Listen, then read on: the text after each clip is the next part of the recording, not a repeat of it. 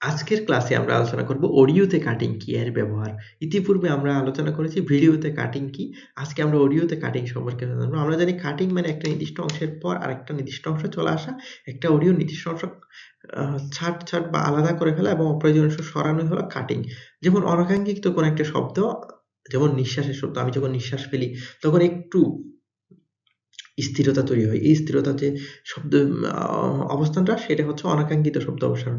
সংলাপে যে সংক্ষেপণ, আমরা অনেক সময় অনেক অপ্রয়োজনীয় কথা বলে ফেলি। সংলাপে যে সংক্ষেপণ হয় যার জন্য কিছু অংশ কেটে ফেলে দেওয়া। অডিও যে দৈর্ঘ্য নিয়ন্ত্রণ, যেমন গান, পডকাস্ট, ভিডিও ইত্যাদি অডিওর যে সীমারেখা সেটা তৈরি করা। অডিও এবং ভিডিও যাতে একসাথে ম্যাচ করা যায় সেটা করা। সাউন্ড বা মিউজিক মিশ্রণ পদ্ধতি, বিভিন্ন ট্র্যাকে একত্রিত করে যে রিমিক্স তৈরি করতে হয় সেটা যাতে খুব সহজ হয়। ট্রানজিশন উন্নত করা, যেমন অডিও ক্লিপের মধ্যে যে নরম পরিবর্তন, ফেড ইন, ফেড আউট, এই জিনিসগুলো করা, মসৃণতা সংযোগ করা, এটিও অডিওতে কাটিং এর মাধ্যমে করা হয়। সুতরাং আমরা জানি যে কাটিং বলতে বোঝানো হয় অডিওকে কাটছাঁট, অডিওকে আলাদা করা, একটা অডিওর পর আরেকটা অডিও নিয়ে আসা। এই বিষয় হলো অডিওতে কাটিং। ধন্যবাদ সবাইকে।